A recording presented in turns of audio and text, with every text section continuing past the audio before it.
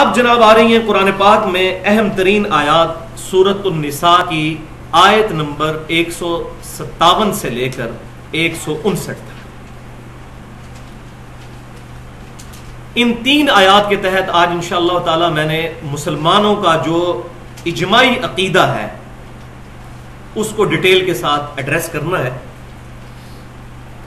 اور اسی سلسلے میں آپ کو ایک ریفرنس پیج بھی مل چکا ہے جس پہ ساری چیزیں ڈیٹیل کے ساتھ لکھی ہوئی ہیں، کیونکہ مختلف جگہ سے آیات میں نے کراس ریفرنس کے طور پہ کوٹ کرنی تھی، اس لیے وہ آیات ایک جگہ آپ کو ایک پیج پر دے دی گئی ہیں۔ اور وہ عقیدہ دو حصوں پر مشتمل ہے۔ نمبر 1، حیات مسیح علیہ السلام، کہ عیسیٰ علیہ السلام زندہ ہے، اللہ تعالیٰ نے ان کو زندہ آسمانوں پر اٹھایا۔ اور نمبر 2، نزول مسیح علیہ السلام، کہ عیسیٰ بن مریم علیہ السلام قرب قیامت میں اس دنیا میں دوبارہ نزول فرمائیں گے۔ ان آیات کی ڈیٹیل میں جانے سے پہلے کچھ تمہیدی گفتگو میں ضروری سمجھتا ہوں۔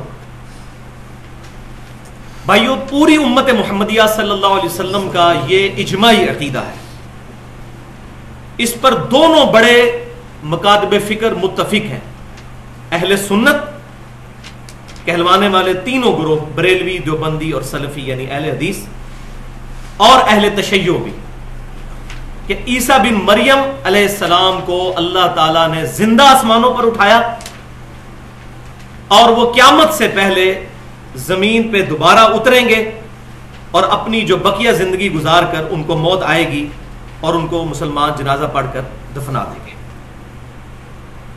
اور اس پر قرآن پاک کی کافی آیات اور درجنوں صحیح احادیث گواہ ہے۔ دوبارہ رپیٹ کر لیتے ہیں دو عقیدوں کو، کہ سیدنا عیسیٰ علیہ السلام زندہ ہیں، اللہ تعالیٰ نے معجزانہ طور پر ان کو دنیا سے زندہ اٹھایا، اور نمبر 2، وہ قیامت سے پہلے اس دنیا میں نزول فرمائیں گے، لیکن ان کا نزول امت محمدیہ صلی اللہ علیہ وسلم میں امتی کی حیثیت سے ہوگا، نہ کہ نبی کی حیثیت سے۔ عیسیٰ علیہ السلام دنیا میں نبی صلی اللہ علیہ وسلم کے امتی بن کر اتریں گے، امام مہدی رضی اللہ تعالی عنہ کے پیچھے نماز پڑھیں گے، پھر مسلمانوں کو لیڈ کریں گے، صلیب کو توڑ دیں گے، خنزیر کو قتل کر دیں گے، جزیہ موقوف ہو جائے گا، پھر مسلمان ان کی لیڈرشپ کے اندر یہودیوں کے خلاف قتال کریں گے اور یہودیوں کے سب سے بڑے لیڈر دجال کو قتل کریں گے۔ اس کے بعد بھی عیسیٰ علیہ السلام 40 سال تک اس دنیا میں رہیں گے، شادی کریں گے، ان کے بچے ہوں گے، بالآخر وہ فوت ہو جائیں گے، مسلمان ان کا نماز جنازہ پڑھ کر قبر رسول صلی اللہ علیہ وسلم کے ساتھ ان کو روضہ شریف میں دفن کریں گے۔ یہ تمام ڈیٹیلز قرآن اور صحیح احادیث کے اندر موجود ہیں، اور یہ احادیث متواترہ ہیں جن میں کوئی شک ہی نہیں۔ اس قدر کثرت کے ساتھ احادیث اہل سنت اور اہل تشیع دونوں کے ہاں روایت کی گئی ہے، بلکہ میں تو یہ کہتا ہوں کہ پوری اہل کتاب جو انسانیت اس وقت روئے ارض پہ ہے اس کا بھی اجماع ہے عیسیٰ علیہ السلام کے دنیا میں دوبارہ آنے پر۔ یہودیوں کا کیا عقیدہ ہے؟ جیوز یہ کہتے ہیں، اور اولڈ ٹیسٹمنٹ میں یہ بات لکھی ہوئی ہے، کہ ایک مسیح آئے گا بنی اسرائیل کے اندر اور وہ یہودیوں کو نجات دلائے گا۔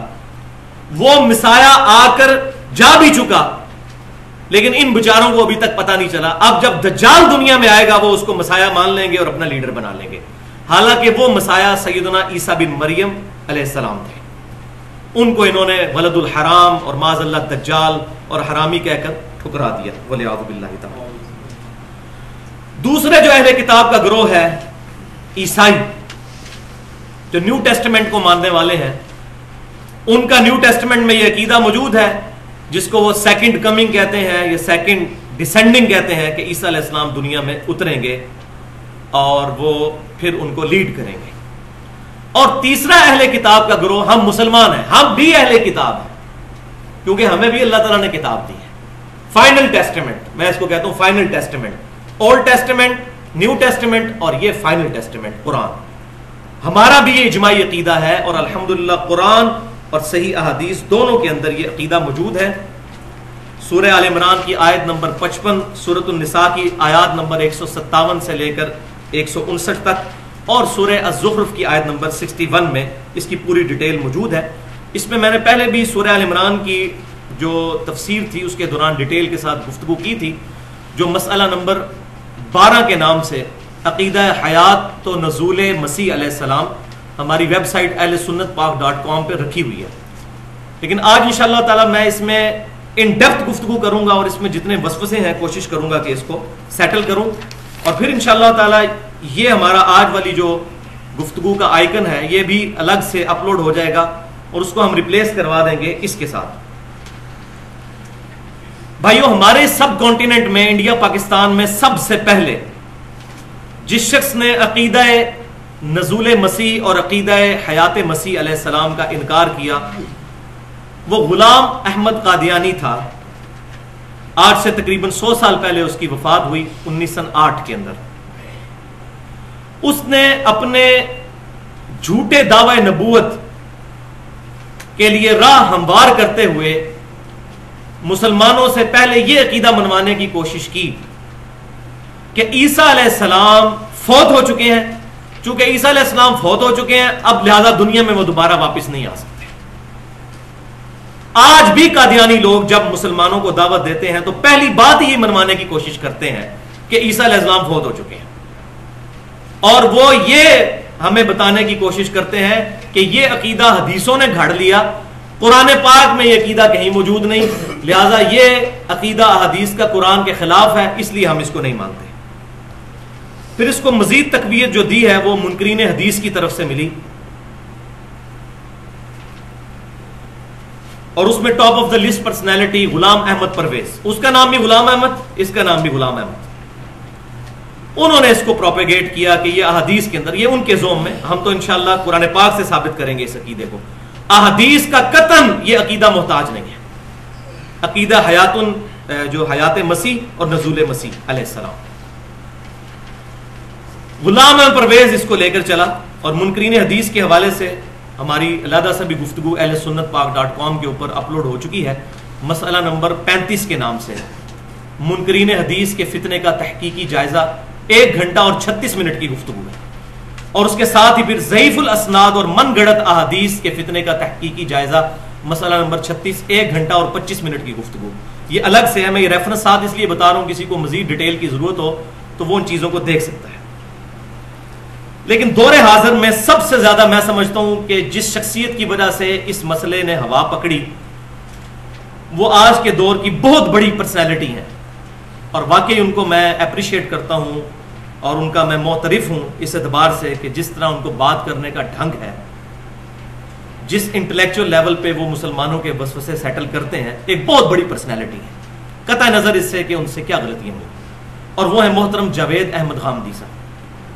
اور بڑے افسوس کے ساتھ مجھے دکھ اس بات کا ہوا کہ جاوید احمد غامدی صاحب جیسی شخصیت کا اس عقیدے کا انکار کرنا یہ مسلمانوں کے لیے بہت بڑا نقصان کا باعث ہوا. آج ہم کوشش کریں گے کہ جس طرح پہلے میں نے داڑھی کے مسئلے میں 1 گھنٹہ گفتگو کی، مسئلہ نمبر 33 ہماری ahlsunnatpak.com کے اوپر اپلوڈ ہے، اس میں ان کے جو وسوسے تھے ان کو سیٹل کیا.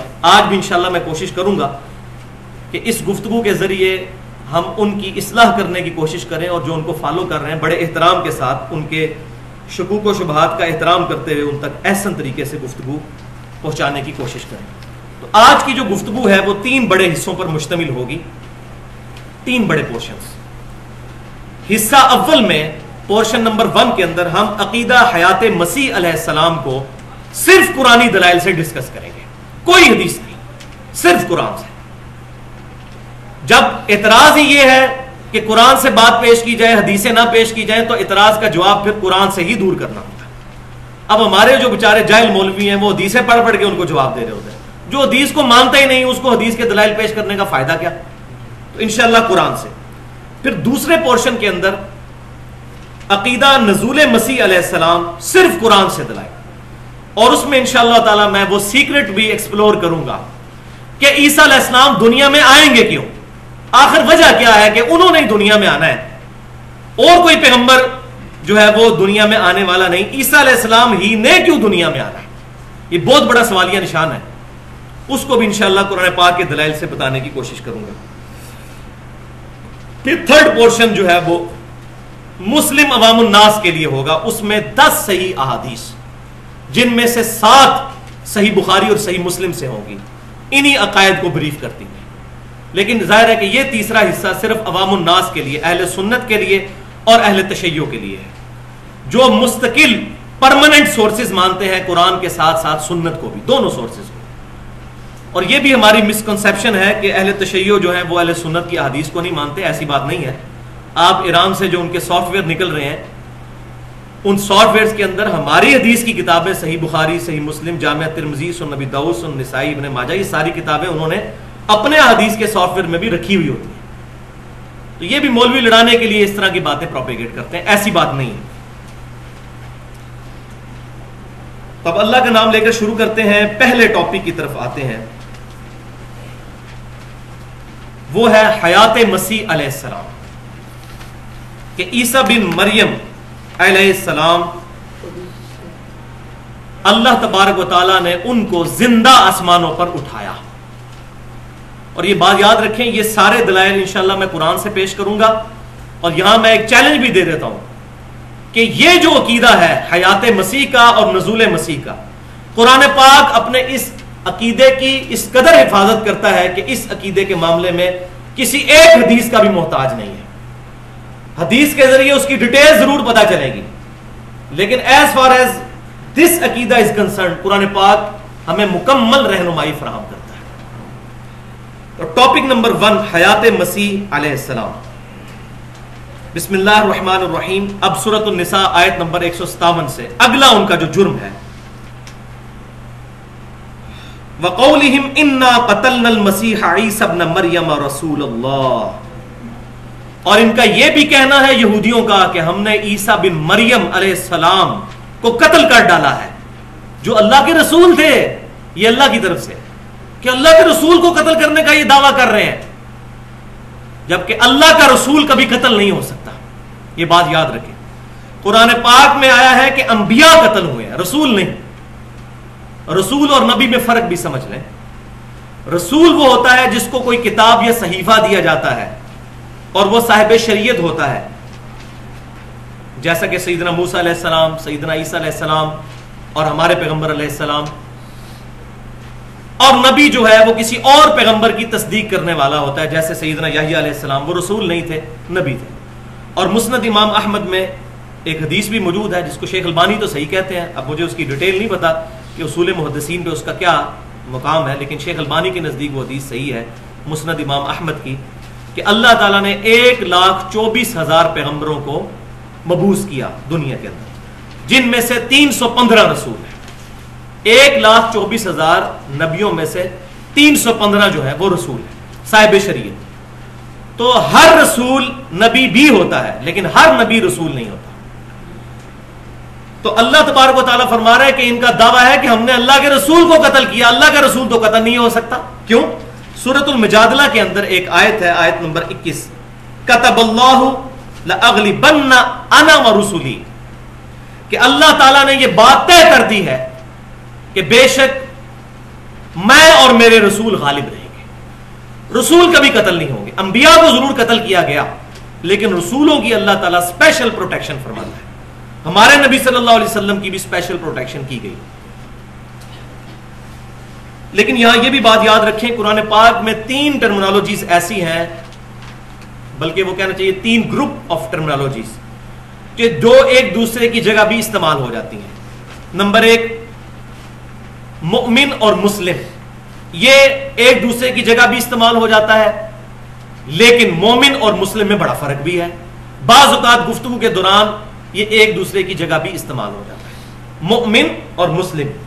دوسری ٹرم ہے جہاد اور قتال، یہ ایک دوسرے کے ایکویلنٹ ورڈ کے طور پہ بھی کبھی کبھار استعمال ہوتے ہیں، لیکن بیسیکلی ان میں فرق بھی ہے۔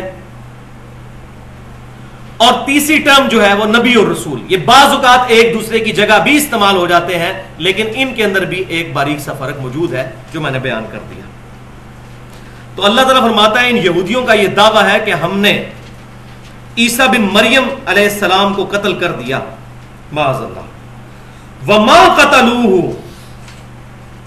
اور انہوں نے اس کو قتل نہیں کیا، وما صلبوہ، اور نہ اس کو سولی چڑھایا ہے، ولیکن شبہ لہم، بلکہ ان کے لیے یہ معاملہ شبہ میں ڈال دیا گیا، اور انگلش میں اگر اس کو صحیح ٹرانسلیٹ کریں تو وہ بنے گا ایمبیگوس ہو گیا، ان کے لیے معاملہ مبہم ہو گیا، ان کو پتہ نہیں چلا کہ معاملہ کیا ہوا۔ وَإِنَّ الَّذِينَ اخْتَلَفُوا فِيهِ، اور بے شک وہ لوگ جو اس معاملے میں اختلاف کر رہے ہیں، لفی شک منہ، وہ اس کے بارے میں شک میں ہے، خود بھی وہ کانفیڈنٹ نہیں ہے اس معاملے میں، وہ آگے ڈیٹیل آئے گی کیوں۔ ما لہم بہ من علم، اس چیز کے بارے میں ان کے پاس کوئی ڈیفینیٹ علم نہیں جس کی بنیاد پہ یہ دعویٰ کر رہے ہیں، الا اتباع الظن، مگر یہ کہ یہ اپنے گمان کی پیروی کر رہے ہیں، یہ ان کے اپنے اٹکل پچو ہیں، یہ اپنی یہ آئٹریشنز پرفارم کر رہے ہیں اور کہہ رہے ہیں کہ یہ ہوا۔ وما قتلوہ یقینا، اور یقیناً عیسیٰ علیہ السلام کو قتل نہیں کیا گیا، بل رفعہ اللہ الیہ، بلکہ اللہ تعالیٰ نے ان کو اپنی طرف بلند کر لیا۔ کتنے واضح الفاظ ہیں، یہاں الفاظ ہونے چاہیے تھے بلکہ وہ اپنی موت خود مر گئے، اگر ان پر موت آئی ہوتی، اتنی ایمبیگوس بات کرنے کی کیا ضرورت تھی۔ وَكَانَ اللَّهُ عَزِيزًا حَكِيمًا، اور اللہ تعالیٰ غالب ہے اور حکمت والا ہے۔ یہ سورۃ النساء کی آیات میں جو یہ بات بیان ہوئی کہ معاملہ ان کے لیے مشتبہ کر دیا گیا، آگے سورہ آل عمران میں بھی آئے گا وَمَكَرُوا وَمَكَرَ اللَّهُ، انہوں نے اپنی جو ہے چال چلی اور اللہ نے اپنی خفیہ تدبیر فرمائی، وَاللَّهُ خَيْرُ الْمَاكِرِينَ، اور اللہ تعالیٰ سب سے بڑھ کر خفیہ تدبیر فرمانے والا ہے۔ اس کی ڈیٹیل نہ تو ہمیں قرآن میں ملتی ہے اور نہ ہمارے ذخیرہ احادیث میں ہے، اور نہ ہی ہمارے پرانے مفسرین کے پاس یہ بات موجود ہے کہ یہ ہوا کیا تھا اصل میں۔ آج سے تقریباً 400 سال پہلے پوپ کی لائبریری سے ایک انجیل کا نسخہ برآمد ہوا، انجیل برناباس۔ اگرچہ اس انجیل کو وہ لوگ نہیں مانتے، کرسچنز، وہ انہی 4 بیسک انجیلز کو مانتے ہیں۔ وہ ایک ہی کتاب ہے جس میں 4 چیپٹرز ہیں، 4 صحابہ سے عیسیٰ علیہ السلام کے، gospel of marks, gospel of Matthew, gospel of Luke اور گاسپل آف جان، یہ 4 انجیلوں کو وہ مانتے ہیں۔ لیکن ان 4 انجیلوں میں برناباس نامی ایک صحابی کا ذکر موجود ہے ان 12 حواریوں کے اندر جو عیسیٰ علیہ السلام پر ایمان لے کر آئے تھے۔ اس پرسنالٹی کو وہ مانتے ہیں، لیکن وہ کہتے ہیں کہ یہ کسی مسلمان کا لکھا ہوا نسخہ ہے جس نے ہماری لائبریری میں رکھ دیا۔ این ممکن ہے ان کی بات ٹھیک بھی ہو، ہم اس کو دلیل کے طور پر نہیں پیش کر رہے قطع نظر اس کے، لیکن اس کے اندر جو کچھ بیان ہوا وہ بالکل قرآن کی بتائی ہوئی بات میں فٹ ان بیٹھتی ہے بات، کہ وہ معاملہ مشتبہ کیسے ہوا تھا۔ اس انجیل برناباس میں ڈیٹیل یہ ملتی ہے کہ عیسیٰ علیہ السلام نے جب 30 سال کی عمر میں دعوی نبوت کیا اور اپنی دعوت پھیلانی شروع کی، تو جو بڑے بڑے یہودی علماء تھے انہوں نے ان کی مخالفت شروع کر دی۔ ظاہر ہے ان کو نظر آتا تھا کہ ہم 70-80 سال کے چٹی داڑیوں والے بابے اور یہ کالی داڑھی والا لڑکا کل کا اٹھ کے یہ ہمیں سمجھا رہا ہے اور ہماری غلطیاں پوائنٹ آؤٹ کر رہا ہے کہ ہمیں سود خوری نہیں کرنی چاہیے، ہمیں یہ نہیں کرنا چاہیے، ہمیں فلاں برائی نہیں کرنی چاہیے۔ تو وہ لوگ مخالفت پہ اتر آئے۔ سب سے پہلے تو ہم پڑھ چکے اسی سورۃ النساء میں کہ انہوں نے سیدہ مریم پر بہتان لگایا۔ اس کے بعد انہوں نے یہ ارادہ کیا کہ کسی طریقے سے عیسیٰ علیہ السلام کو شہید کر دیا جائے، اس سے جان ہی چھڑا لی جائے، جب تک یہ رہے گا اس وقت تک ہماری غلطیاں پوائنٹ آؤٹ کرتا رہے گا، معاذ اللہ۔ تو انہوں نے اپنے ناپاک ارادے کو عملی جامہ پہنانے کے لیے عیسیٰ علیہ السلام کے ایک حواری جس کا نام یہودا تھا، ان 12 میں سے، اس کو پیسے دے کے خرید لیا۔ اچھا، اس وقت یروشلم پر حکومت تھی یہودیوں کی، لیکن ان کا جو کنگ تھا وہ پپٹ کنگ تھا، کٹ پتلی بادشاہ۔ اصل اوپر حکومت تھی رومن امپائر کی، جس طرح کافی عرصہ تک ہمارے اس مصر ملک کے اندر، اسلامی ملک میں، کنگ فاروق بیٹھا کرتے تھے اور وہ کٹ پتلی بادشاہ ہوتے تھے، اصل میں اوپر جو ہے وہ شہنشاہ، وہ ملکہ وکٹوریہ ہی ہوا کرتی تھی، اسی کا حکم چلتا تھا۔ تو اس وقت بھی رومن امپائر اوپر تھی، بت پرستوں کی حکومت تھی، لہذا کسی بھی شخص کو کوئی بڑی سزا، کیپٹل پنشمنٹ دینے کے لیے ان کو رومن امپائر سے بھی بات منوانی پڑتی تھی۔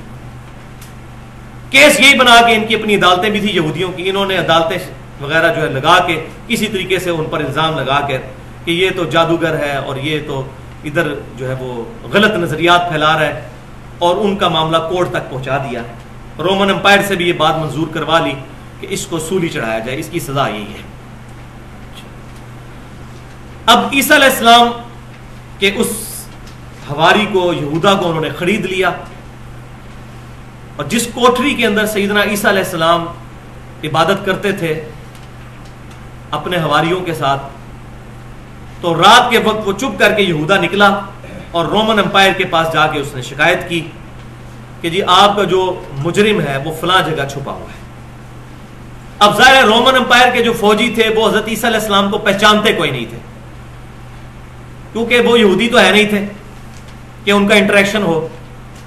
تو اس یہودا نے یہ کہا کہ میں اس رات کے اندھیرے میں مشل بردار جو آپ اپنے ساتھ لے کر چلیں، جس شخص کی طرف میں اشارہ کر کے کہوں گا نا اے میرے استاد، وہی عیسیٰ علیہ السلام ہوگے، ان کو پکڑ لینا اور ان کو پھر قید کر دینا۔ لیکن اللہ کا کرنا کیا ہوا؟ اللہ تبارک و تعالی نے ان کے وہاں پہنچنے سے پہلے ہی 4 فرشتے بھیجے۔ اس کوٹھڑی کو، اس کی چھت کو پھاڑا گیا، فرشتے نیچے اترے، عیسیٰ علیہ السلام کو لے کر آسمانوں کی طرف روانہ ہو گئے۔ یہ انجیل برناباس میں ڈیٹیل مل رہی ہے، نہ قرآن میں اور نہ احادیث میں اور نہ ہمارے پرانے مفسرین کو یہ باتیں پتا تھی۔ عیسیٰ علیہ السلام کو لے کر وہ آسمانوں پر چڑھ گئے۔ اب اللہ کا کرنا یہ ہوا کہ جس یہودا نے شکایت کی تھی، اللہ تبارک و تعالیٰ نے اس کی شکل حضرت عیسیٰ علیہ السلام والی بنا دی۔ اب رات کے اندھیرے کے اندر وہ ان کے ساتھ ہی تھا۔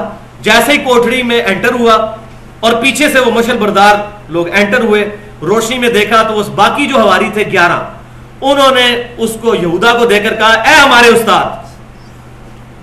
وہ فوجیوں نے پکڑ لیا اس کو پکڑ لیا۔ وہ چیختا رہا کہ میں یہودا ہوں، میں عیسیٰ علیہ السلام نہیں ہوں۔ اس کو پکڑ کے پھر سولی چڑھا دیا گیا۔ لہٰذا یہ جو عقیدہ عیسائیوں کے اندر آیا کہ عیسیٰ علیہ السلام سولی چڑھے ہیں، کسی حد تک بیچارے وہ جسٹیفائی ہیں، کیونکہ یہودیوں نے عیسیٰ علیہ السلام کی شکل کا ایک بندہ تو چڑھایا سولی پہ، اس لیے اللہ تعالیٰ فرما رہا ہے کہ معاملہ ان کے لیے مبہم کر دیا۔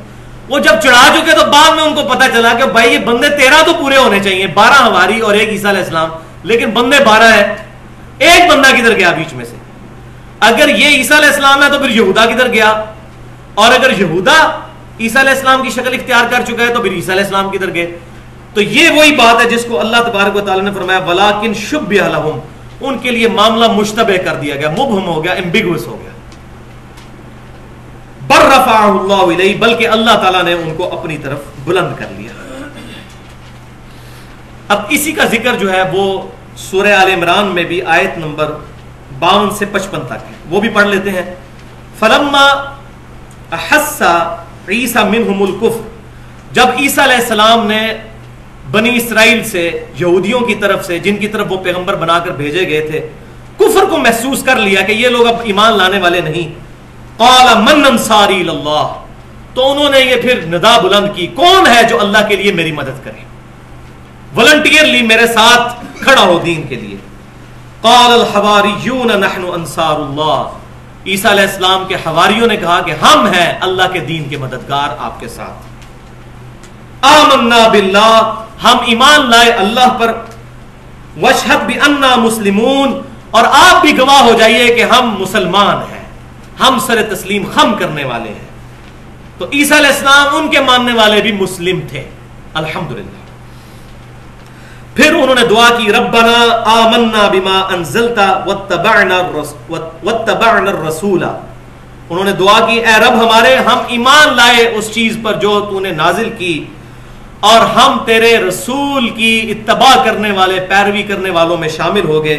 فاکتبنا مع الشاہدین، تو ہمیں تو اب گواہوں میں لکھ لے۔ یہی وہ لفظ ہے جس کو آج کل عیسائیوں کا ایک بڑا فینیٹک قسم کا فرقہ ہے، جواوا وٹنسز کے نام سے وہ مشہور ہے، خدائی گواہ، وہ اسی لفظ کو استعمال کرتے ہیں کہ ہم اللہ کے لیے گواہ ہیں کھڑے ہوئے، اور قرآن سے دلیل پیش کرتے ہیں۔ وَمَكَرُوا وَبَكَرَ اللَّهُ، یہودیوں نے بھی مکر کیا اور اللہ نے بھی اپنی خفیہ تدبیر فرمائی۔ یہودیوں نے کیا مکر کیا کہ ان کو سولی چڑھا دیا جائے، لیکن اللہ کی خفیہ تدبیر کیا ہوئی کہ یہودا کی شکل بدل گئی عیسیٰ علیہ السلام سے، اور عیسیٰ علیہ السلام کو اللہ تعالیٰ نے زندہ آسمانوں پر اٹھا لیا۔ واللہ خیر الماکرین، اور اللہ تعالیٰ کی خفیہ تدبیر تو پھر سب سے بڑھ کر ہے، اللہ تبارک و تعالیٰ کی تدبیر کو کوئی نہیں پہنچ سکتا۔ اذ قال اللہ یا عیسیٰ، اور وہ وقت یاد کرو جب اللہ تعالیٰ نے عیسیٰ علیہ السلام سے فرمایا تھا انی متوفیک ورافعک الی، بے شک میں تمہیں پورا پورا لے لوں گا اور بلند کر لوں گا اپنی طرف، وَمُطَهِّرُكَ مِنَ الَّذِينَ كَفَرُوا، اور میں ان لوگوں سے تجھے بچا لوں گا، پاک کر لوں گا جنہوں نے تیرا انکار کیا۔ اب یہ وہ الفاظ ہیں جن کے اوپر انہوں نے فتنہ کھڑا کیا قادیانیوں نے، متوفی کا لفظ جو ہے۔ تو پہلے یہ بات سن لیں کہ یہ سورہ آل عمران میں اور سورہ نساء میں 3 ٹرمز استعمال ہوئی ہیں۔ نمبر 1 متوفی کا، نمبر 2 وَرَافِعُكَ إِلَيَّ، تجھے اپنی طرف بلند کر لوں گا، اور نمبر 3 بَلْ رَفَعَهُ اللَّهُ إِلَيْهِ، بلکہ اللہ تعالیٰ نے ان کو اپنی طرف بلند کر لیا۔ یہاں 2 اہم پوائنٹ ڈسکس کرنا میں ضروری سمجھتا ہوں ان کے حوالے سے۔ پوائنٹ نمبر 1 یہ ہے کہ عیسائیوں کا یہ شروع سے عقیدہ تھا کہ عیسیٰ علیہ السلام دنیا سے اٹھائے گئے ہیں، آج بھی ان کا یہ عقیدہ ہے، لیکن وہ یہ کہتے ہیں کہ عیسیٰ علیہ السلام کو سولی دیا گیا، پھر وہ مردوں میں سے دوبارہ زندہ ہوئے، پھر آسمان کی طرف اٹھ گئے، اور وہ اس لیے کہتے ہیں کہ چونکہ وہ ان کے بارے میں ڈیوینٹی کلیم کرتے ہیں۔ پروٹیسٹنٹ کہتے ہیں وہ اللہ ہی ہے، اور کیتھولک کہتے ہیں کہ وہ اللہ کے بیٹے ہیں، تو دونوں معاملے میں وہ ڈیوینٹی ان کے بارے میں کلیم کرتے ہیں۔ تو ان کا ماننا یہ ہے کہ وہ دوبارہ آسمانوں کی طرف نزول کیا تھا انہوں نے ایک دفعہ دنیا میں، اب دوبارہ آسمانوں کی طرف چڑھ گئے۔ تو بھائیو یہ اتنا خطرناک عقیدہ شرک کے اوپر مبنی ان کا، اللہ تبارک و تعالیٰ کو تو معاذ اللہ استغفر اللہ چاہیے تھا کہ اس عقیدے کا مکمل طور پر رد کرتا، اور اس طرح کے الفاظ استعمال کر کے تو معاذ اللہ اللہ تعالیٰ نے ان کے عقیدے کو تقویت پہنچائی ہے بقول ان کے، کہ اللہ تعالیٰ فرما رہا ہے وَرَافِعُكَ إِلَيَّ، میں تجھے بلند کر لوں گا اپنی طرف، بَلْ رَفَعَهُ اللَّهُ إِلَيْهِ، بلکہ اللہ تعالیٰ نے ان کو بلند کر لیا۔ یہ الفاظ استعمال کرنے کی ضرورت کیا تھی؟ اور متوفیقہ کی بجائے ممیتو کا لفظ استعمال ہو سکتا تھا کہ میں تجھے موت دے دوں گا۔ متوفی کا لفظ استعمال کیا جس کے معنی اور معنوں میں بھی آ سکتے ہیں، وہ آگے میں بتاؤں گا۔ تو یہ اس بات کا ثبوت ہے کہ معاملہ کو اتنا سمپل نہیں ہوا تھا عیسیٰ علیہ السلام کا۔ اگر سمپل معاملہ ہوا ہوتا تو واضح آ جاتا کہ اے عیسائیو دیکھو اس کو تم خدا مانتے ہو، یہ تو مر گیا اور فلاں جگہ اس کی قبر ہے، جس نے قادیانی کہتے ہیں کہ مری کے اندر قبر بنی ہوئی ہے ان کی۔ الٹا اللہ تعالیٰ الفاظ ایسے استعمال کر رہا ہے جس سے معاملہ مزید مبہم ہو جائے۔ تو یہ بات ایسی نہیں ہے، اصل میں یہ معاملہ ہے ہی معجزانہ۔ اور وہ پوائنٹ نمبر 2 اب عربی لنگوسٹک کے حوالے سے ٹیکنیکلی یہ پوائنٹ سمجھ لیں آج، اس کی طرف اگر آپ متوجہ ہوں گے تو آپ کو بات سمجھ آئے گی۔ دیکھیں متوفی کا جو لفظ ہے جس کو پکڑ کے قادیانیوں نے اور منکرین حدیث نے فتنہ کھڑا کیا، یہ عربی کے روٹ ورڈ وفا سے نکلا ہے، اور وفا کا لفظ اردو میں بھی استعمال ہوتا ہے، وعدہ وفا کرنا۔ کیا مطلب؟ وعدہ پورا کرنا۔ وفا کا لفظی مطلب ہے پورا کرنا۔ اب جو عربی میں باب تفعیل ہے اس میں وفا سے بنتا ہے وفا یوفی، اس کا مطلب ہوتا ہے کسی کو پورا پورا بدلہ دے دینا، اور اس کا ذکر قرآن پاک میں سورہ الزمر کی آیت نمبر 70 میں موجود ہے۔ یہ آپ کے پیج میں نہیں لکھی ہوئی کیونکہ یہ ضمناً بات ہونی تھی۔ بسم اللہ الرحمن الرحیم، وَوُفِّيَتْ كُلُّ نَفْسٍ مَّا عَمِلَتْ، اور اس دن پورا پورا بدلہ دے دیا جائے گا ہر جان کو جو اس نے عمل کیا۔ وَهُوَ أَعْلَمُ بِمَا يَفْعَلُونَ، اور اللہ تعالیٰ جانتا ہے جو کچھ وہ دنیا میں کام کیا کرتے تھے۔ یہاں بھی وہی لفظ ہوا ہے ووفیت، پورا پورا بدلہ دے دیا جائے گا. اسی طریقے سے باب تفاعل میں لفظ استعمال ہوتا ہے وفا سے، توفا یا توفا. اس کا مطلب ہوتا ہے کسی سے پورا پورا لے لینا، کسی کو پورا پورا لے لینا. اس کا مطلب تھا پورا پورا دے دینا، اس کا مطلب ہے پورا پورا لے لینا توفا کا. اب قرآن پاک میں 3 قسم کے توفا استعمال ہوئے ہیں. 3 چیزوں پر توفا کا لفظ بولا گیا. پہلی قسم توفا کی کیا ہے؟ عام موت جو ہمیں پتا ہے، اور وہ یہ آیت یہاں پر لکھی ہوئی ہے، سیدنا یوسف علیہ السلام کی دعا سورہ یوسف میں آیت نمبر 101. فاطر السماوات والارض، آسمانوں اور زمینوں کے پیدا کرنے والے، انت ولی فی الدنیا والآخرہ، تو ہی میرا مددگار اور میرا دوست ہے اس دنیا میں بھی اور آخرت میں بھی. توفنی مسلما والحقنی بالصالحین، مجھے مسلمانوں کے ساتھ پورا پورا کر دینا، یعنی موت دے دینا، اور صالحین کے ساتھ ملا دینا. بلکہ ہماری جو جنازے کی دعا ہے جامعہ ترمذی، سنن نبی داؤد اور سنن ابن ماجہ میں صحیح سند کے ساتھ، اس میں بھی الفاظ موجود ہیں وَمَن تَوَفَّيْتَهُ مِنَّا فَتَوَفَّهُ عَلَى الْإِيمَانِ، اے اللہ جب تو نے مجھے پورا کرنا ہے، مجھے موت دینی ہے، تو مجھے ایمان پر موت دینا. تو یہ لفظی مطلب ہے پورا پورا لے لینا. اے اللہ جب تو مجھے پورا پورا لے لے گا تو ایمان کی حالت میں لینا. تو ایک توفا ہو گیا یہ عام موت. اور عام موت میں کیا ہوتا ہے؟ جسم یہیں رہ جاتا ہے، روح اور جان نکل جاتی ہے. روح ہی ہے جس کی وجہ سے انسان میں خود شعوری ہے، وہ نکل جاتی ہے. یہ ایک توفا ہے جو ہم سب کو پتا ہے. لیکن ایک توفا کی دوسری قسم وہ بھی قرآن میں موجود ہے، اور وہ ہے نیند کی حالت. اس پر بھی اللہ تعالیٰ نے توفا کا لفظ بولا ہے، اور وہ یہ آیت سورہ الزمر کی آیت نمبر 42. اللہ یتوفی الانفس حین موتها، اللہ تعالیٰ پورا لے لیتا ہے جانوں کو، روح کو لے لیتا ہے موت کی حالت میں. والتی لم تمت فی منامها، اور جس پر موت نہیں آنی ہوتی اس کی نیند کی حالت میں پورا پورا لے لیتا ہے. نیند کی حالت میں کیا لے لیتا ہے؟ روح. جسم یہیں رہتا ہے، جان بھی یہیں رہتی ہے، لیکن روح اور خود شعوری اللہ تعالیٰ لے لیتا ہے. اس کے پاس کچھ کرتے رہے اس کو پتہ نہیں چلتا، لیکن جیسے ہی آپ اس کو سوئی چبھوئیں گے یا چٹکی کاٹیں گے وہ فوراً جاگ اٹھے گا، کیونکہ اس کے اندر جان موجود ہے، اور فوراً جاگ کے رسپانس بھی نہیں کرتا. خود شعوری اس میں نہیں ہوتی. جب روح واپس آتی ہے پھر اس کا وہ جس طرح ہم کمپیوٹر کہتے ہیں نا بوٹ ہوتا ہے، اس کے بعد انسان بوٹ ہوتا ہے، وہ جان کی وجہ سے جاگ جاتا ہے. تو نیند کی حالت میں بھی اللہ تبارک و تعالیٰ انسان کی روح اور خود شعوری جو ہے وہ لے لیتا ہے. اس پر بھی توفا کا لفظ بولا گیا ہے. وَيُمْسِكُ الَّتِي قَضَىٰ عَلَيْهَا الْمَوْتِ، پھر اللہ تعالیٰ فرماتا ہے جس پر ہم نے موت کا فیصلہ کرنا ہوتا ہے اس کی روح اپنے پاس ہی رکھ لیتے ہیں. وَيُرْسِلُ الْأُخْرَىٰ، اور اس کے علاوہ کو بھیج دیتے ہیں روحوں کو واپس جسموں میں، إِلَىٰ أَجَلٍ مُّسَمَّىٰ، ایک مقررہ وقت تک کے لیے، جب تک ان کی موت نہیں آنی روح کو دوبارہ جسم میں بھیج دیتے ہیں.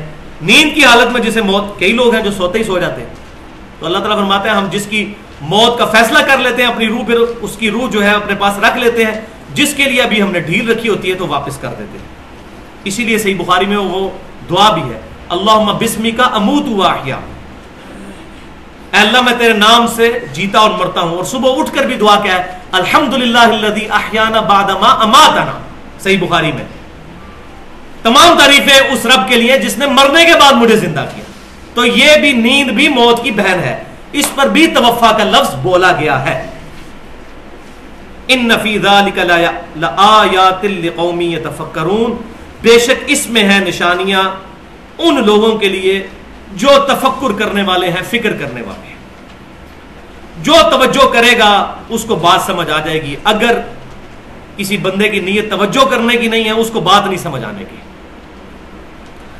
اور تیسرا توفا کی قسم وہ ہے ہی ایک بندے کے لیے، اور وہ عیسیٰ علیہ السلام. وہ 100% جو ہے توفا ہوا ہے کہ عیسیٰ علیہ السلام کا اللہ تعالیٰ نے جسم بھی لے لیا. عام لوگوں کا جسم ادھر رہ جاتا ہے، ان کا جسم بھی لے لیا، روح اور خود شعوری بھی اور جان بھی. مکمل پرفیکٹ جو توفا ہوا ہے وہ عیسیٰ علیہ السلام کے لیے ہوا ہے. اور لہذا یہ بات بھی یاد رکھیں کہ یہ جو قادیانیوں کا اور منکرین حدیث کا اعتراض ہے کہ جی اس کی مثال کو قرآن سے پیش کریں، بھائی قرآن سے اس کی مثال کیسے پیش کریں ہم، جب یہ ہے ہی ایک واقعہ، یہ ہے ہی معجزہ۔ یہ تو اسی طریقے سے کوئی کہ جی آپ قرآن سے مثال پیش کریں کہ آدم علیہ السلام کے علاوہ کوئی شخص جو ہے وہ بغیر ماں کے پیدا ہوا ہو، کہاں سے پیش کریں؟ کوئی ہے ہی نہیں ہے۔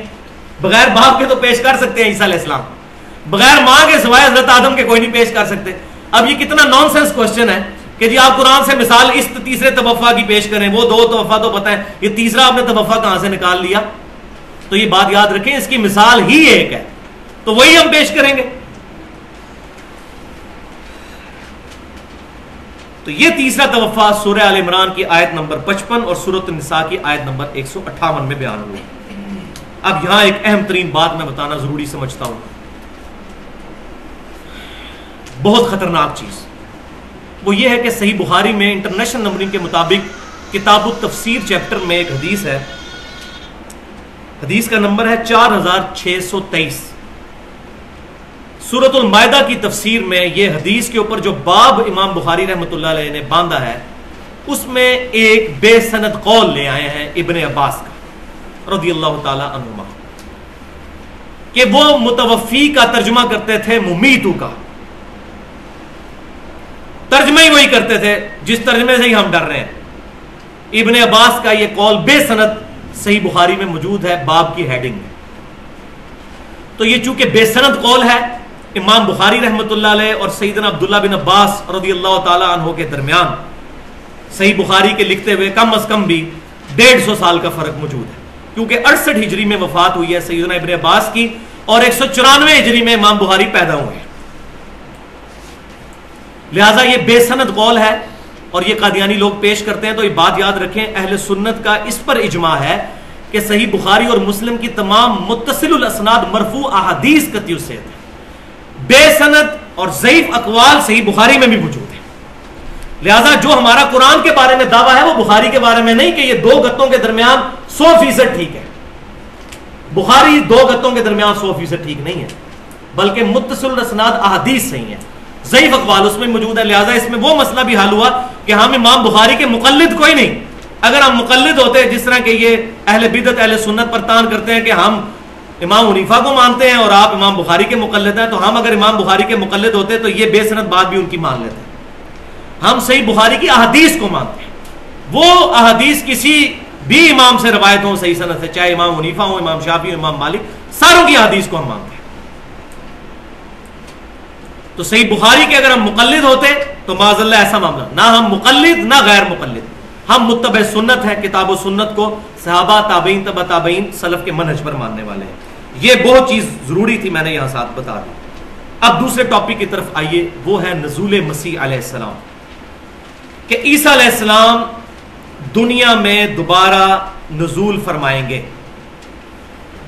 اب چونکہ پہلا وسوسہ ان کا سیٹل ہو چکا کہ عیسیٰ علیہ السلام مرے کوئی نہیں، زندہ اٹھائے گئے ہیں، ان کا سٹانس ہی اس لیے تھا کہ چونکہ وہ مر چکے اور مرا ہوا بندہ دنیا میں واپس نہیں آتا۔ اور پھر وہ سورہ الانبیاء سے آیت نمبر 35 بھی کوٹ کرتے ہیں، کل نفس ذائقۃ الموت، ہر جان کو موت کا مزہ چکھنا ہے۔ بھائی ہم مانتے ہیں عیسیٰ علیہ السلام کو بھی موت آئے گی، اگر موت نہ آئی تو ان کے بارے میں پھر ڈیوینٹی کلیم ہو جائے گی، کیونکہ اللہ کے علاوہ کوئی الحی القیوم نہیں ہے۔ موت آئے گی لیکن دوبارہ اپنی سیکنڈ ڈسینڈنگ کے اندر۔ اور دوسرا جو سورہ الانبیاء کی آیت نمبر 95 ہے، وَحَرَامٌ عَلَىٰ قَرْيَةٍ أَهْلَكْنَاهَا أَنَّهُمْ لَا يَرْجِعُونَ، حرام ہے کسی بستی کے لیے کہ جو مر چکی کہ دنیا میں دوبارہ آ جائے۔ واقعی اگر عیسیٰ علیہ السلام مر چکے ہوتے تو دوبارہ کبھی نہ آتے، لہذا چونکہ ان کا یہ عقیدہ ہی غلط بنیاد پر تھا، وہ بنیاد ہم نے ختم کر دی۔ لہذا اب دوسری بات کہ عیسیٰ علیہ السلام دنیا میں تشریف لائیں گے، اس کا ثبوت قرآن پاک میں کہاں پر موجود ہے؟ وہ ہے یہ سورہ النساء آیت نمبر 159 میں، وَإِن مِّنْ أَهْلِ الْكِتَابِ، اور اہل کتاب میں سے کوئی بھی نہیں بچے گا، إِلَّا لِيُؤْمِنَنَّ بِهِ قَبْلَ مَوْتِهِ، کہ وہ ضرور ایمان لے آئے گا ان کی موت سے پہلے پہلے ان پر۔ یہ کی ضمیر کس پہ؟ عیسیٰ علیہ السلام کی طرف۔ یہ پیچھے سے آیات چل رہی ہیں کہ عیسیٰ علیہ السلام کی موت سے پہلے پہلے کوئی اہل کتاب ایسا نہیں بچے گا جو ان پر ایمان نہ لے آئے، یعنی جو اس وقت موجود ہوگا. تو مجھے بتائیں جب عیسیٰ علیہ السلام دنیا میں موجود تھے تو سارے اہل کتاب ایمان لے آئے تھے ان پہ؟ نہیں، سوائے 12 بندوں کوئی نہیں ایمان لے کے آیا. یہ سیکنڈ ڈسینڈنگ کے بارے میں ہے کہ اس وقت کوئی بھی اہل کتاب نہیں بچے گا مگر یہ کہ وہ عیسیٰ علیہ السلام پر ایمان لے آئیں گے کرسچنز. وَيَوْمَ الْقِيَامَةِ يَكُونُ عَلَيْهِمْ شَهِيدًا، اور قیامت والے دن وہ ان پر گواہ بنیں گے. عیسیٰ علیہ السلام ان پر گواہی دینے کے لیے کھڑے ہو جائیں گے. جیسا کہ ہر نبی اپنی امت کے لیے گواہی دے گا تو عیسیٰ علیہ السلام بھی اپنے ماننے والوں کے لیے گواہی کے لیے کھڑے ہوں گے. یہاں بھی 2 پوائنٹ میں نے ڈسکس کرنے ہیں. پہلا پوائنٹ یہ جو میں نے کہا تھا کہ میں وہ ٹروتھ ریویل کروں گا، سیکرٹ ایکسپلور کروں گا کہ عیسیٰ علیہ السلام نے دنیا میں آنا کیوں ہے، کیا مقصد ہے ان کا دنیا میں آنے کا. تو اشارتاً تو یہاں بھی ذکر ہو گیا کہ انہوں نے دنیا میں اس لیے آنا ہے کہ اہل کتاب ان پر ایمان لے آئیں، آخری درجے میں اہل کتاب پر حجت تمام ہو جائے. اصل مسئلہ یہ ہے بھائیوں کہ پورا قرآن پاک اس پر گواہ ہے کہ جب بھی کوئی نبی یا رسول دعوت لے کر آئے، رسولوں کے بارے میں تو یہ پیٹ رول ہے، جب بھی کسی رسول نے دعوت پیش کی اور ان کے امتیوں نے ان کی دعوت کا انکار کیا تو ایمان والوں کو اللہ نے بچا لیا اور ایمان نہ لانے والوں پر اللہ کا عذاب آیا. اسی عذاب کی ایک شکل سیدنا نوح علیہ السلام کی قوم پر آئی، سیدنا لوط علیہ السلام کی قوم پر آئی، سیدنا موسیٰ علیہ السلام کی قوم پر آئی، خود ہمارے نبی صلی اللہ علیہ وسلم کی قوم پر بھی آئی، جو سورۃ الانفال میں آیا کہ پہلی عذاب کی قسط غزوہ بدر کی شکل میں، پھر غزوہ احد کی شکل میں، پھر غزوہ خندق کی شکل میں، اور پھر فتح مکہ کے معاملہ بالکل ہی کلیئر ہو گیا. تو یہ عذاب آیا رسولوں کے انکار کرنے پر. لیکن عیسیٰ علیہ السلام کا جو انکار کیا گیا ان کا عذاب ڈیو ہے، اور وہ عیسیٰ علیہ السلام کا انکار کرنے کے بعد سے شروع ہوا ہے اور قیامت تک وہ جاری ہے. پہلی عذاب کی قسط ان پر آئی عیسیٰ علیہ السلام کے 33 عیسوی میں اٹھائے جانے کے 37 سال کے بعد 70 عیسوی میں، نبی صلی اللہ علیہ وسلم کی پیدائش سے ایگزیکٹ 500 سال پہلے، کہ رومن امپائر میں سے ٹائٹس نے حملہ کر کے یروشلم کو تباہ کر دیا، اور ہیکل سلیمانی جو دوسری دفعہ حضرت عزیر علیہ السلام کی تبلیغ کی وجہ سے جو ریولوشن ان میں آئی تھی انہوں نے تعمیر کیا تھا وہ مسمار ہو گیا، ایک دیوار اس کی صرف باقی رہ گئی، اور وہ آج تک ان کا قبلہ گرا پڑا ہے. وہ ایک ہی دیوار ہے جس کو ویلنگ وار کہتے ہیں. اب بھی آپ لکھیں یوٹیوب پہ اس کی تصویریں اور ویڈیوز بھی آ جائیں گی، ویلنگ وار، ویلنگ وال. اس کے سامنے وہ کھڑے ہو کے یوں تو رات پڑھ رہے ہوتے ہیں ایسے ایسے کر کے، گریا، دیوار گریا اس کو کہتے ہیں. وہ ایک دیوار باقی ہے اور ان کے قبلے کو گرے ہوئے اب آپ دیکھ لیں تقریباً 2000 سال ہو چکے ہیں. اس کے بعد مسلمانوں کے ذریعے ان پر عذاب آیا غزوہ خیبر کی شکل میں. پھر سیدنا عمر رضی اللہ تعالیٰ عنہ کے مبارک دور میں جب یروشلم فتح ہوا، عیسائیوں نے ایک معاہدے کے تحت، ٹریٹی کے تحت یروشلم مسلمانوں کے حوالے کیا، اور اس میں انہوں نے یہ شرط رکھی تھی کہ کسی یہودی کو یہاں زمین لینے کی اجازت نہیں ہوگی.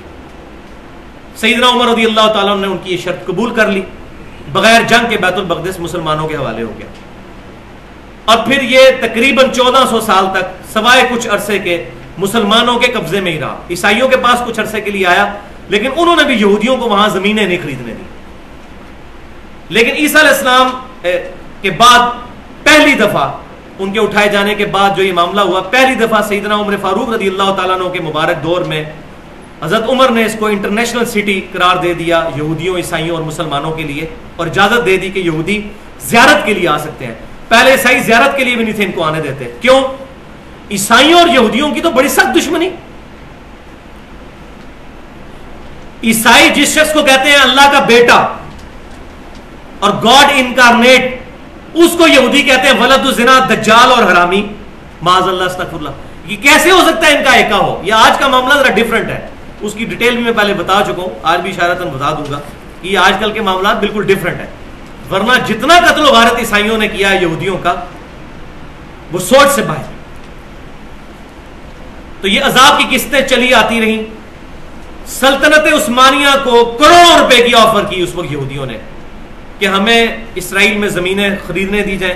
لیکن سیدنا عمر والا معاہدہ انہوں نے نہیں توڑا، اور سلطنت عثمانیہ ختم ہی یہودیوں نے اس لیے کروائی کسی طریقے سے ہمیں جو ہے وہ دوبارہ یروشلم تعمیر کرنے کی ضرورت پڑ جائے، وہاں پر ہمیں جو اس کی ضرورت محسوس کر رہے ہیں، اس کے لیے ہم وہاں پر اکٹھے ہو جائیں زمینیں خرید کر۔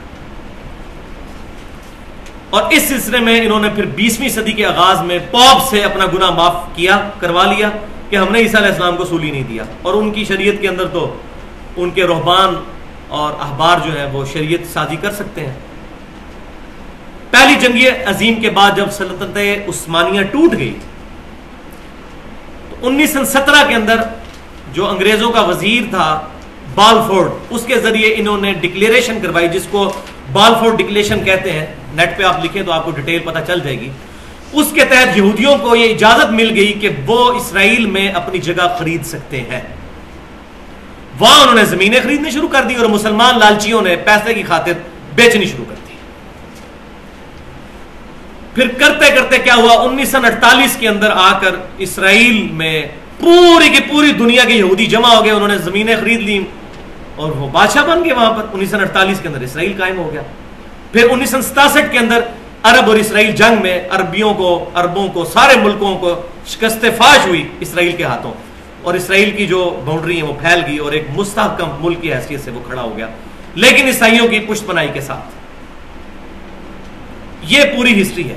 اب پوری دنیا کے یہودی وہاں پر جمع ہو رہے ہیں، کیوں کہ اب آخری عذاب کی قسط ان پر آنی ہے، اس کے لیے یہودیوں کو وہاں جمع کیا جا رہا ہے۔ اس دوران بڑی قسطیں آئی ہیں، اور وہ میں نے اپنی قرآن تفسیر کے دوران جو سورہ آل عمران کی آیت نمبر 56 اور 112 اس کی ڈیٹیل میں بتایا تھا۔ یہ قسطیں آتی جا رہی ہیں، اور 20ویں صدی میں سب سے بڑی قسط آئی تھی۔ ہٹلر نے دوسری جنگ عظیم کے دوران 60 لاکھ یہودیوں کو قتل کیا، 60 لاکھ۔ ہولوکاسٹ اس کو کہتے ہیں، ہولوکاسٹ یونانی میں کہتے ہیں آگ کی قربانی، اور یہودیوں میں تھا نا کہ وہ قربانی کرتے تھے تو آسمان سے ایک آگ آتی تھی، وہ جانور لے جاتی تھی، وہ کہتے تھے یہ ہماری اللہ نے قربانی لی ہے، ہم نے اللہ کی راہ میں اپنی جانیں قربان کی ہیں، تو اس کو ہولوکاسٹ کہتے ہیں۔ 60 لاکھ یہودی قتل ہوئے ہٹلر کے ہاتھوں، اور آخری قسط آنی ہے سیدنا عیسیٰ علیہ السلام کے ہاتھوں سے کہ مسلمان ان کے ساتھ مل کر قتال کریں گے، اور ایک آخری جنگ ہوگی جب سیدنا عیسیٰ علیہ السلام دجال کو قتل کریں گے، اور اس کا ذکر بھی صحیح بخاری اور صحیح مسلم میں موجود ہے۔ انٹرنیشنل نمبرنگ کے مطابق صحیح بخاری میں 2926 نمبر حدیث اور صحیح مسلم میں 7339 نمبر حدیث ہے کہ قرب قیامت میں جب عیسیٰ علیہ السلام کے ساتھ مل کر دجال کے خلاف مسلمان لڑیں گے تو یہودی اگر کسی پتھر یا درخت کے پیچھے بھی چھپا ہوگا تو وہ پتھر اور درخت بھی بول اٹھے گا کہ اے مسلمان یہودی میرے پیچھے ہے، اس کو پکڑ کے قتل کر دیں۔ وہ اللہ کی طرف سے اصل میں عذاب آئے گا۔ اب یہاں یہ بھی بات یاد رکھیں، کسی کے ذہن میں یہ سوال آ رہا ہوگا کہ وہ نافرمانی تو پرانے یہودیوں نے کی، ان کو سزائیں کیوں ملیں گی؟ ان کو اس لیے کہ انہوں نے اپنی روش وہی رکھی ہوئی ہے۔ اگر یہ اسلام قبول کر لیں تو رضی اللہ تعالیٰ عنہ بن جائیں گے۔ عبداللہ بن سلام یہودی نہیں تھے، سعد بن معاذ یہودی نہیں تھے، سعد بن عبادہ یہودی نہیں تھے رضی اللہ عنہم اجمعین، انہوں نے اسلام قبول کیا، وہ عذاب کے مستحق نہیں ہوئے، ہم ان کو رضی اللہ تعالیٰ عنہ کہتے ہیں۔ اور آج بھی اولڈ ٹیسٹیمنٹ میں ڈیوٹرانومی چیپٹر میں باب نمبر 18 کی آیت نمبر 18 ہے کہ اے موسیٰ علیہ السلام، میں تیرے ان امتیوں کے بھائیوں میں سے، یعنی بنو اسماعیل میں سے، بنو اسرائیل کے بھائی بنو اسماعیل میں سے تیری مانند ایک رسول اٹھاؤں گا، اس کے منہ میں اپنا کلام ڈالوں گا، وہ اپنی خواہش نفس سے کچھ نہیں کہیں گے، وہ وہی کہیں گے جو اللہ ان کو وہی کرے گا۔ نبی صلی اللہ علیہ وسلم کی پیشن گوئی۔ اور اگلی آیت میں یہ ہے 19 نمبر میں کہ جو ان پر ایمان نہیں لائے گا میں اس سے پھر ریونج لوں گا، بدلہ لوں گا، اور وہ بدلے کی آخری قسط آنی ہے جو بخاری مسلم ہے۔ درخت بھی بول اٹھیں گے، پتھر بھی، سوائے ایک درخت کے، وہ صحیح بخاری مسلم میں موجود ہے اسی حدیث میں۔ غرقد نامی ایک درخت ہے جو یہودیوں کا درخت ہے، وہ ان کو پناہ دے گا۔ اور آج اسرائیل میں اس درخت کی کاشت کثرت کے ساتھ کی جا رہی ہے۔ دیکھیں ان کو یہ ساری باتیں پتہ ہیں، مسلمان ہی بیچارے چڈو ہیں، ان کو یہ باتیں نہیں پتہ۔ اور پوائنٹ نمبر 2 یہاں سے وہ چیز کہ قرآن پاک سے ثبوت کیا ہے کہ عیسیٰ علیہ السلام قیامت کی نشانیوں میں سے ایک نشانی ہے، وہ اب آپ ثبوت سن لیں۔ وہ سورہ الزخرف کی آیات نمبر 57 سے 61 تک، یہ آپ کے پاس پیپر پہ لکھی ہوئی ہے۔ بسم اللہ الرحمن الرحیم۔ وَلَمَّا ضُرِبَ ابْنُ مَرْيَمَ مَثَلًا إِذَا قَوْمُكَ مِنْهُ يَصِدُّونَ۔ اور ابن مریم علیہ السلام یعنی عیسیٰ علیہ السلام کی جو یہ مثال آپ کی قوم آپ سے بیان کر رہی ہے، یہ جھگڑا کرنے کو بیان کر رہی ہے۔ کیا مثال بیان کرتے تھے وہ؟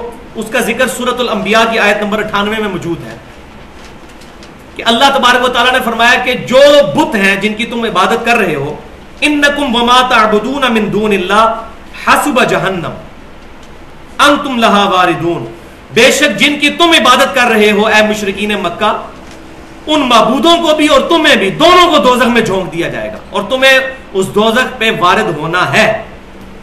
تو پھر مشرکین مکہ مسلمانوں کا مذاق اڑاتے تھے کہ اچھا اللہ کے علاوہ جتنے معبود ہیں وہ دوزخ میں جلائے جائیں گے، پھر عیسیٰ کو بھی دوزخ میں جلایا جائے گا، کیونکہ عیسیٰ علیہ السلام بھی معبود ہے عیسائیوں کے۔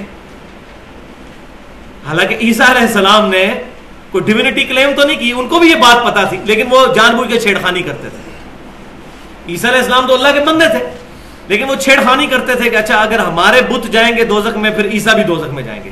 اب یہاں یہ بھی بات یاد رکھیں کہ بتوں کو جو دوزخ میں ڈالا جائے گا تو بتوں کو کوئی عذاب نہیں دیا جائے گا، بلکہ کافروں کی حسرت کے لیے کہ یہ تمہارے خدا ہیں جن کو تم پوچھتے تھے، اپنا مشکل کشا سمجھتے، دیکھو آگ میں جل رہے ہیں۔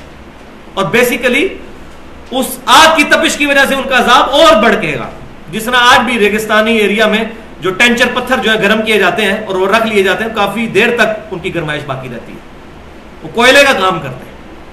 تو بیسیکلی ان بتوں کو عذاب نہیں ہو رہا ہوگا، ان کی حسرت میں اضافہ کیا جا رہا ہوگا۔ تو وہ مشرکین کہتے تھے اچھا پھر عیسیٰ بن مریم بھی دوزخ میں جلائے جائیں گے، معاذ اللہ، استغفر اللہ۔ تو وہ نبی صلی اللہ علیہ وسلم کے ساتھ مذاق کرتے تھے اس معاملے میں، تو اللہ تعالیٰ نے فرمایا یہ جھگڑا کر رہے ہیں۔ وَقَالُوا أَآلِهَتُنَا خَيْرٌ أَمْ هُوَ، کہتے ہیں ہمارے معبود بہتر ہیں یا وہ عیسیٰ بن مریم؟ اس کو تو کم از کم تم اچھا سمجھتے ہو، اس کو بھی دوزخ میں جلواؤ گے، معاذ اللہ۔ مَا ضَرَبُوهُ لَكَ إِلَّا جَدَلًا، یہ اس کی مثال نہیں بیان کرتے صرف جھگڑا کرنے کے لیے۔ بل ہم قوم خصمون، یہ ہے ہی جھگڑالو قوم۔ ان ہوا الا عبد انعمنا علیہ، وہ تو نہیں تھے مگر ایک اللہ کے خاص بندے جن پر اللہ نے انعام کیا تھا۔ وجعلناہ مثلا لبنی اسرائیل، اور ایک ایگزمپلری پرسنالٹی ان کو مثال بنایا تھا یہودیوں کے لیے، بنی اسرائیل کے لیے، حضرت یعقوب علیہ السلام کی اولاد کے لیے۔ وَلَوْ نَشَاءُ لَجَعَلْنَا مِنْكُمْ مَلَائِكَةً فِي الْأَرْضِ يَخْلُفُونَ، اور اے کافرو اگر اللہ تعالیٰ چاہتا تو تمہاری جگہ فرشتوں کو تمہارا خلیفہ بنا دیتا، تمہیں صفحہ ہستی سے مٹا دیتا ان ٹھٹا اور مذاق کرنے کی وجہ سے۔ وَإِنَّهُ لَعِلْمٌ لِلسَّاعَةِ، اور بے شک وہ قیامت کی خبر ہے، قیامت کا علم ہے۔ کون؟ عیسیٰ بن مریم۔ یہ کانٹیکسٹ ان کا چل رہا ہے کہ عیسیٰ علیہ السلام، انہو کی ضمیر اس کی طرف جا رہی ہے، ایک بندے کی طرف، عیسیٰ بن مریم۔ لعلم للساعة، نشانی ہے قیامت کی، قیامت کا علم ہے، قیامت کی خبر ہے۔ الساعة کا لفظ قرآن میں قیامت کے لیے ہے۔ فلا تمترن بها، اور دیکھنا اس میں شک نہ کرنا، واتبعون، اور میری پیروی کرنا، ھذا صراط مستقیم، یہ ہے سیدھا راستہ۔ یہ آیت واضح ثبوت ہے کہ عیسیٰ علیہ السلام قیامت کی نشانیوں میں سے ایک نشانی ہے، اس کا کوئی جواب نہیں ان کے پاس۔ لیکن یہ سورہ زخرف میں جا کے ذکر ہے، یہ ساری جگہ ایک جگہ چیزیں موجود نہیں ہیں۔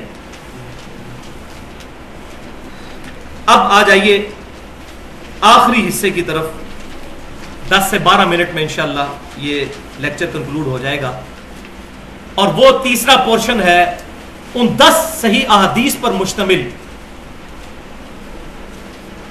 اہل سنت اور اہل تشیع کے لیے، جو عوام الناس مسلمان ہیں، جو قرآن اور سنت دونوں کو دین کا سورس سمجھتے ہیں۔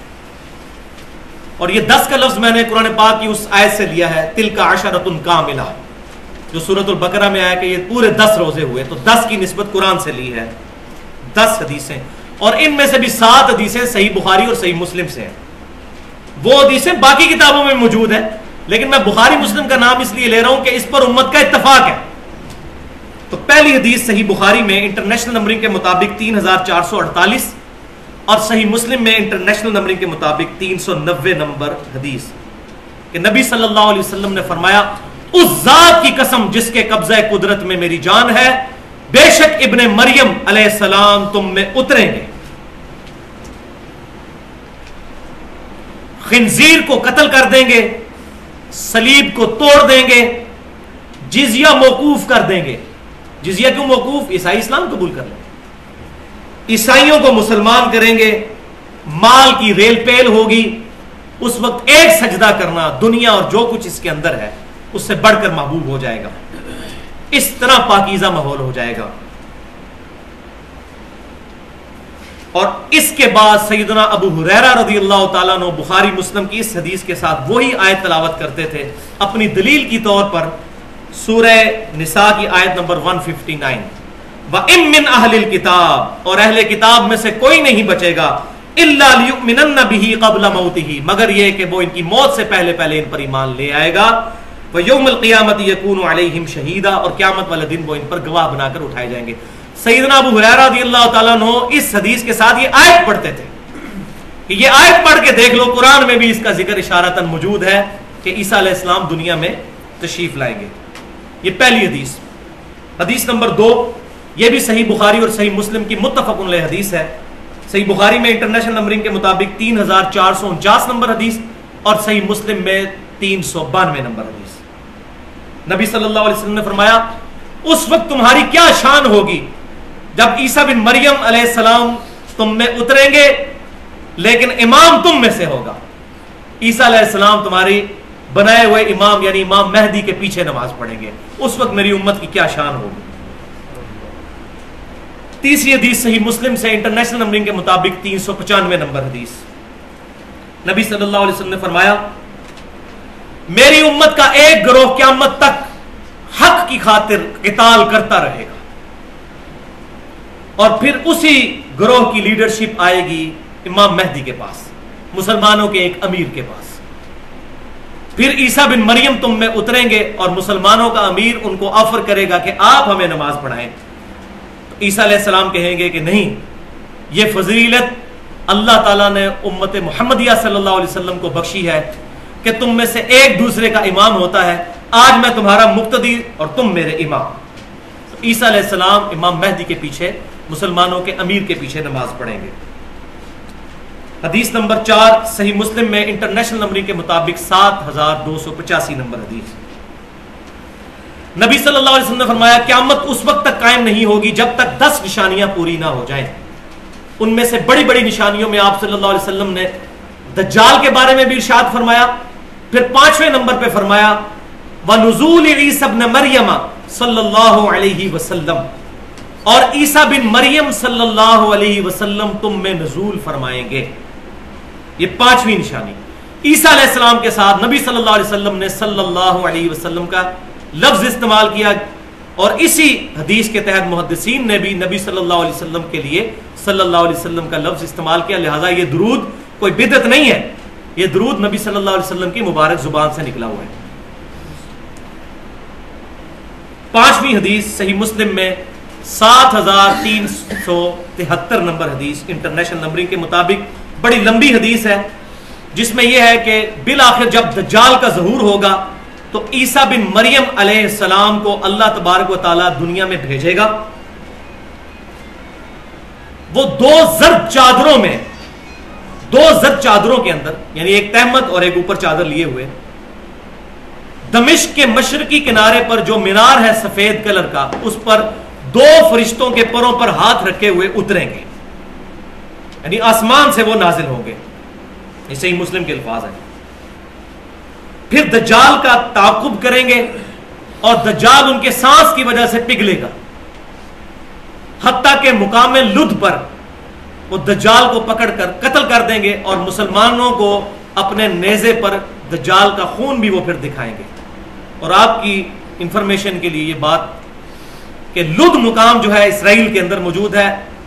आज से तकरीबन 40 साल पहले इसराइल ने वहां इंटरनेशनल एयरपोर्ट बनाया है और लोगों को समझ नहीं आती थी कि इस दूर दराज गांव के अंदर, लुद के अंदर इंटरनेशनल एयरपोर्ट यहूदियों को बनाने की जरूरत क्यों पेश आई। तो मेरा अपना गुमान यह है कि उसी इंटरनेशनल एयरपोर्ट से दज्जाल जब अपने हवाई जहाज में फरार होने की कोशिश करेगा तो ईसा अलैहिस्सलाम उसको पीछे से पकड़ के कत्ल कर देंगे। वल्लाहु आलम। अब यह ज़ाहिर है कि इज्तिहादी मामला है। हदीस नंबर 6 सही मुस्लिम में, ये भी 7381 नंबर हदीस। نبی صلی اللہ علیہ وسلم نے فرمایا کہ دجال میری امت میں ظاہر ہوگا، پھر وہ 40 تک رہے گا۔ اب راوی کہتے ہیں مجھے یاد نہیں رہا کہ 40 دن کہا تھا، 40 مہینے یا 40 سال، لیکن کم از کم بھی 40 دن تو بنتے ہی ہیں کہ وہ میری امت میں پھیرے گا، حرمین شریفین کے علاوہ وہ باقی تمام جگہوں پر داخل ہو جائے گا۔ پھر اللہ تعالیٰ عیسیٰ علیہ السلام کو دنیا میں بھیجے گا، اور وہ عروہ بن مسعود رضی اللہ تعالیٰ عنہ جو عبداللہ بن مسعود کے بھائی تھے ان کی شکل کے ہوں گے، وہ دجال کو ڈھونڈ کر قتل کر دیں گے۔ 7ویں حدیث متفق علیہ حدیث ہے صحیح بخاری اور صحیح مسلم کی۔ صحیح بخاری 3887 اور صحیح مسلم 416 نمبر حدیث۔ یہ شب معراج والی حدیث ہے کہ نبی صلی اللہ علیہ وسلم نے شب معراج میں دوسرے آسمان پر سیدنا عیسیٰ علیہ السلام اور سیدنا یحییٰ علیہ السلام سے ملاقات کی۔ یہ صحیح بخاری میں موجود ہے اور مسلم میں بھی۔ اس ملاقات میں کیا گفتگو ہوئی اس کی ڈیٹیل یہاں موجود نہیں، وہ ڈیٹیل ہے اگلی حدیث، صحیح حدیث نمبر 8 مسند امام احمد میں جلد 1 صفحہ 375 پہ، اور سنن ابن ماجہ میں 4081 نمبر حدیث ہے صحیح سند کے ساتھ انٹرنیشنل نمبرنگ کے مطابق، اور یہ حدیث المستدرک للحاکم میں بھی ہے۔ امام حاکم نے بھی اس کو صحیح کہا اور امام ذہبی نے بھی ان کی موافقت کی اس حدیث میں کہ حدیث صحیح ہے۔ وہ حدیث کیا ہے کہ عبداللہ بن مسعود رضی اللہ تعالیٰ عنہ کہتے ہیں کہ جب شب معراج دوسرے آسمان پر سیدنا عیسیٰ علیہ السلام سے جب ملاقات ہوئی نبی صلی اللہ علیہ وسلم کی، اس کے علاوہ باقی آسمانوں پر ابراہیم علیہ السلام اور موسیٰ علیہ السلام سے ملاقات ہوئی، تو نبی صلی اللہ علیہ وسلم نے ان سے قیامت کے بارے میں ڈسکس کیا، تو تمام انبیاء نے کہا کہ ہمیں قیامت کے بارے میں کچھ علم نہیں، سب نے معاملہ عیسیٰ علیہ السلام کی طرف لوٹایا۔ پھر عیسیٰ علیہ السلام سے نبی صلی اللہ علیہ وسلم نے پوچھا کہ آپ کو قیامت کی کوئی نشانیاں پتہ ہیں؟ تو انہوں نے کہا کہ ہاں، قیامت کی نشانیوں میں سے ایک نشانی یہ ہے کہ دجال ظاہر ہوگا اور اللہ تعالیٰ مجھے دنیا میں اتارے گا اس کو قتل کرنے کے لیے، باقی وہ قیامت کب آئے گی وہ علم اللہ کے ساتھ خاص ہے، مجھے صرف ایک یہ نشانی پتا ہے کہ جب دجال اترے گا دنیا میں ظاہر ہوگا تو پھر مجھے اللہ تعالیٰ دنیا میں نزول فرمانے کی اجازت دے گا۔ 9ویں حدیث سنن ابی داؤد میں انٹرنیشنل نمبرنگ کے مطابق 4329 نمبر، اور مسند امام احمد میں جلد 2 صفحہ 437 کے اوپر صحیح سند کے ساتھ یہ حدیث ہے، اور یہ حدیث بھی المستدرک للحاکم میں موجود ہے صحیح سند کے ساتھ۔ امام حاکم نے بھی صحیح کہا اور امام ذہبی نے بھی ان کی موافقت کی ہے کہ نبی صلی اللہ علیہ وسلم نے فرمایا کہ تمام انبیاء آپس میں بھائی ہیں، اگرچہ ان کی مائیں مختلف ہیں لیکن وہ دینی رشتے میں بھائی ہیں، اور سب سے زیادہ میں عیسیٰ علیہ السلام کے قریب ہوں کیونکہ میرے اور عیسیٰ علیہ السلام کے درمیان کوئی پیغمبر نہیں، یہ فطرت کا زمانہ ہے 500 سال کا، اس دوران کوئی نبی نہیں نازل، عیسیٰ علیہ السلام ضرور تم میں اتریں گے۔ پھر آپ صلی اللہ علیہ وسلم نے ان کی خوبصورت شکل کے بارے میں بیان کیا کہ وہ سرخی مائل سفید ان کا چہرہ ہوگا، گھنگریالے بال ہوں گے اور بڑی خوبصورت کالی داڑھی، ظاہر ہے جی 33 سال کے نوجوان، میری عمر 34.5 سال ہے، تو ینگ ایج میں وہ اتریں گے۔ تو آپ صلی اللہ علیہ وسلم نے فرمایا وہ تم میں اتریں گے، خنزیر کو قتل کر دیں گے، صلیب کو توڑ دیں گے۔